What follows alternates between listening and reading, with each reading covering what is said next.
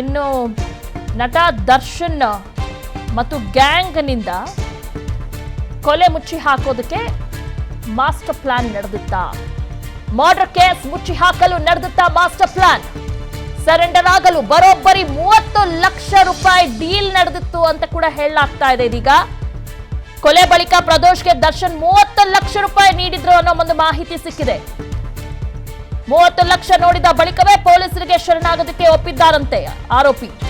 ರೇಣುಕಾಸ್ವಾಮಿ ಮೃತದೇಹ ಎಸೆದು ಪೊಲೀಸರಿಗೆ ಶರಣಾಗೋದಕ್ಕೆ ಒಪ್ಪಿದ್ರಂತೆ 30 ಲಕ್ಷ ರೂಪಾಯಿ ಕೊಟ್ಟ ನಂತರ.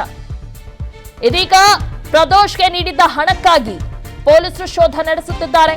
ಪಂಚನಾಮೆ ಮಾಡಿ ಹಣ ರಿಕವರಿಗೆ ಪೊಲೀಸರು ತೀರ್ಮಾನ ಮಾಡಿದ್ದಾರೆ. ಆ 30 ಲಕ್ಷ ರೂಪಾಯಿ ಕೊಟ್ಟ ನಂತರ ಒಪ್ಕೊಂಡಿದ್ದಾರಂತೆ ಪೊಲೀಸರ ಮುಂದೆ ಸರೆಂಡರ್ ಆಗ್ತೀವಿ ಅಂತ. ಹೀಗಾಗಿ ಈ ಒಂದು ಡೀಲ್ ನಡೆದಿದೆ ಅಂತ ಹೇಳಲಾಗ್ತಾ ಇದೆ. ಆದ್ರೆ ಕನ್ಫರ್ಮ್ ಆಗಿ ಪೊಲೀಸರು ವಿಚಾರಣೆ ಮಾಡಬೇಕಾಗಿದೆ. ಈ ಒಂದು ವಿಚಾರವಾಗಿ 30 ಲಕ್ಷ ರೂಪಾಯಿ ದರ್ಶನ್ ನಿಮಗೆ ಕೊಟ್ಟಿದ್ರಾ ಇಲ್ವಾ ಏನು? ಆ 30 ಲಕ್ಷ ರೂಪಾಯಿ ಎಲ್ಲಿ? ಎಲ್ಲದ್ರ ಬಗ್ಗೆ ಡೀಟೇಲ್ಸ್ ಅನ್ನ ನೀಡ್ತಾರೆ ನಮ್ಮ crime bureau head S K. Manjunath, ಪ್ರದೋಷ್ಗೆ 30 ಲಕ್ಷ ರೂಪಾಯಿ ಕೊಟ್ಟಿದ್ರ ದರ್ಶನ್, ಏನು?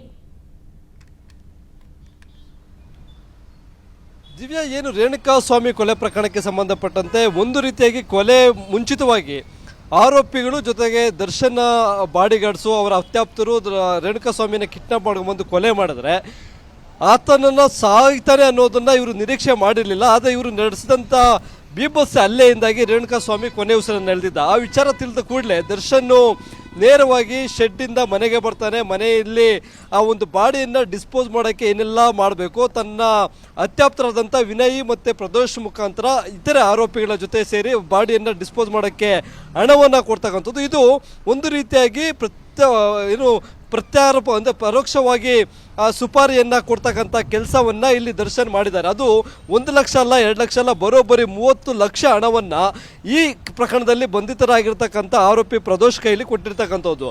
ಈ ಹಣದ ವ್ಯವಹಾರವನ್ನು ಸಹ ಮೊದಲಿಗೆ ವಿನಯ್ ಮಾಡ್ತಾರೆ. ವಿನಯ್ ಮುಖಾಂತರ ಪ್ರದೋಷ್ ಕೈಲಿ ತಲುಪಿಸ್ತಾರೆ. ಪ್ರದೋಷ್ ಇತರೆ ಆರೋಪಿಗಳಿಗೆ ಹಣವನ್ನು ಕೊಡ್ತೇವೆ, ಆ ಒಂದು ಬಾಡಿಯನ್ನು ಎಲ್ಲಾದರೂ ಬಿಸಾಡಬೇಕು, ಜೊತೆಗೆ ಪೊಲೀಸರ ಮುಂದೆ ಶರಣಾಗಬೇಕು ಅಂತಕ್ಕಂಥದ್ದು. ಇಲ್ಲಿ ಶರಣಾಗೋದಕ್ಕಿಂತ ಮುಂಚಿತವಾಗಿ ಶರಣಾಗುವಂಥ ಒಂದು ತಂತ್ರಗಾರಿಕೆಯನ್ನು ಒಬ್ಬ ಸಬ್ ಇನ್ಸ್ಪೆಕ್ಟರು ಸಹ ಇವರಿಗೆ ಕೊಟ್ಟಿರ್ತಕ್ಕಂಥದ್ದು. ಇಲ್ಲಿ ಸ್ಟೋನಿ ಬ್ರೂಕ್ಸ್ ಅಂತ ಏನೋ ಒಂದು ರೆಸ್ಟೋರೆಂಟ್ ಇದೆ, ಅದರ ಮಾಲೀಕರಾಗಿರ್ತಕ್ಕಂಥ ವಿನಯ್ ಏನಿದ್ದಾನೆ, ವಿನಯ್ ಒಬ್ಬ ಸಬ್ ಇನ್ಸ್ಪೆಕ್ಟರ್ಗೆ ಕರೆ ಮಾಡ್ತಾರೆ. ಅದು ಆರ್ ಆರ್ ನಗರ ಪೊಲೀಸ್ ಠಾಣೆಯ ವ್ಯಾಪ್ತಿಯಲ್ಲಿ ಕೆಲಸ ಮಾಡ್ತಕ್ಕಂಥ ಆರ್ ಆರ್ ನಗರ ಪೊಲೀಸ್ ಠಾಣೆಯಲ್ಲಿ ಕೆಲಸ ಮಾಡ್ತಕ್ಕಂಥ ಸಬ್ ಇನ್ಸ್ಪೆಕ್ಟರ್ಗೆ ಕರೆ ಮಾಡ್ತಾರೆ. ನಾವು ಕೊಲೆ ಮಾಡಿದ್ದೀವಿ ಅಂತಕ್ಕಂಥ ಹೇಳಿಕೆಯನ್ನು ಅಥವಾ ಮಾತನ್ನು ಆತನ ಬಳಿ ಹೇಳೋದಿಲ್ಲ. ಯಾರೋ ನನಗೆ ಪರಿಚಯಸ್ಥರು ಇರ್ತಕ್ಕಂಥವ್ರು ಹಣಕಾಸಿನ ವಿಚಾರವಾಗಿ ಒಬ್ಬ ವ್ಯಕ್ತಿಯನ್ನು ರೇಣುಕಾಸ್ವಾಮಿ ಒಬ್ಬ ವ್ಯಕ್ತಿಯನ್ನು ಕೊಲೆ ಮಾಡಿಬಿಟ್ಟಿದ್ದಾರೆ. ಹಾಗಾಗಿ ಆ ಒಂದು ಪ್ರಕರಣವನ್ನು ಯಾವ ರೀತಿ ಹ್ಯಾಂಡಲ್ ಮಾಡಬೇಕು ಅಂತಕ್ಕಂಥ ನಿಟ್ಟಿನಲ್ಲಿ ಸಬ್ ಇನ್ಸ್ಪೆಕ್ಟರ್ ಬಳಿ ಸಲಹೆಯನ್ನು ಕೇಳ್ತಾರೆ. ಆಗ ಆ ಸಬ್ ಇನ್ಸ್ಪೆಕ್ಟ್ರು ರಜೆ ಮೇಲೆ ಇರ್ತಕ್ಕಂಥ ಸಬ್ ಇನ್ಸ್ಪೆಕ್ಟರ್ ಕೇರಳದಲ್ಲಿ ತಮ್ಮ ಫ್ಯಾಮಿಲಿ ಜೊತೆ ಟ್ರಿಪ್ಪಲ್ಲಿದ್ದಾರೆ. ಅವರು ಕೊಲೆ ಮಾಡಿದ್ರೆ ಬೇರೆ ಇನ್ಯಾವ ತಂತ್ರಗಾರಿಕೆಯೂ ಇಲ್ಲ, ನೇರವಾಗಿ ಹೋಗಿ ಪೊಲೀಸರಿಗೆ ಸರೆಂಡರ್ ಆಗಿ ಅಂತಕ್ಕಂಥ ಒಂದು ಸೂಚನೆಯನ್ನು ಕೊಡ್ತಾರೆ.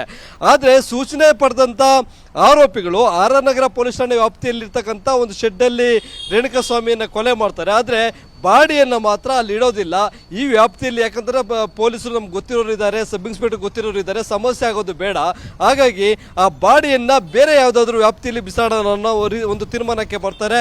ಸ್ಕಾರ್ಪಿಯೋ ಕಾರಲ್ಲಿ ಬಾಡಿಯನ್ನು ರೇಣುಕಾಸ್ವಾಮಿಯ ಬಾಡಿಯನ್ನು ಹಾಕ್ಕೊಂಡು ಕಾಮಾಕ್ಷಿ ಪಾಳ್ಯ ಪೊಲೀಸ್ ಠಾಣೆ ವ್ಯಾಪ್ತಿಯಲ್ಲಿ ಬರ್ತಕ್ಕಂಥ ರಾಜಕಾಲುವೆಗೆ ಬಿಸಾಡುವಂಥ ಪ್ರಯತ್ನ ಅವ್ರದ್ದು ಪ್ಲಾನ್ ಆಗಿರುತ್ತೆ.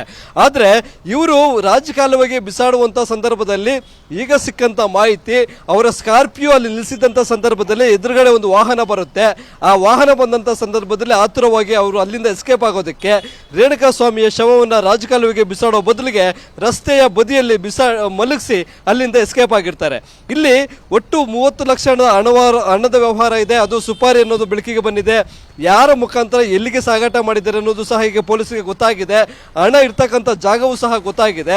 ಹಾಗಾಗಿ ಅದನ್ನು ಪಂಚನಾಮೆ ಮಾಡೋ ಮುಖಾಂತರ ರಿಕವರಿ ಮಾಡೋದಕ್ಕೆ ಪ್ಲಾನ್ ಅನ್ನು ಮಾಡ್ತಾ ಇದ್ದಾರೆ.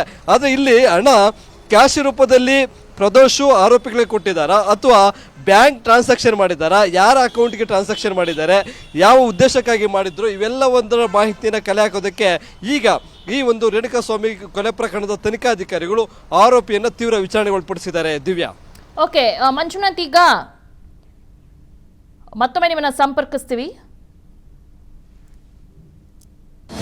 ಅನುಕ್ಷಣದ ಸುದ್ದಿಗಳಿಗಾಗಿ ವಿಸ್ತಾರ ನ್ಯೂಸ್ ಯೂಟ್ಯೂಬ್ ಚಾನೆಲ್ ಸಬ್ಸ್ಕ್ರೈಬ್ ಮಾಡಿ.